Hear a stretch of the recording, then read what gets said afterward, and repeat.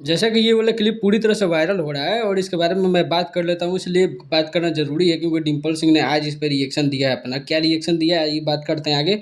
तब तक के लिए रिक्वेस्ट है चैनल को सब्सक्राइब जरूर करना। टुनटुन यादव और डिम्पल सिंह का स्टेज होता है और वहाँ पे ये गाने किसी ने गा दिया, नाम उसका मुझे नहीं पता है, जिससे डिम्पल सिंह काफ़ी इरिटेट हो गई। काफ़ी पॉपुलर गाना है, 68 मिलियन व्यूज़ है इस पे।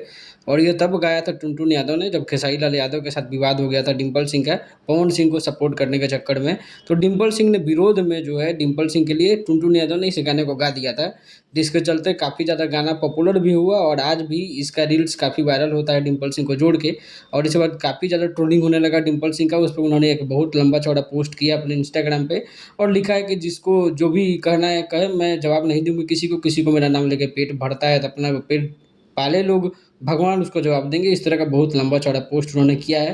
बाकी पावर स्टार पवन सिंह के साथ डीआरएस म्यूजिक पे एक बहुत बड़ा गाना डिम्पल सिंह का आने वाला है, आशु प्रियांशु भी है साथ में। और ये बहुत बड़ा गाना होने वाला है, बहुत जल्द रिलीज़ किया जाएगा। ये सबसे बड़ा अपडेट है। अपडेट अच्छी लगे तो चैनल को सब्सक्राइब, वीडियो को लाइक करना बिल्कुल मत भूलना। Thank you.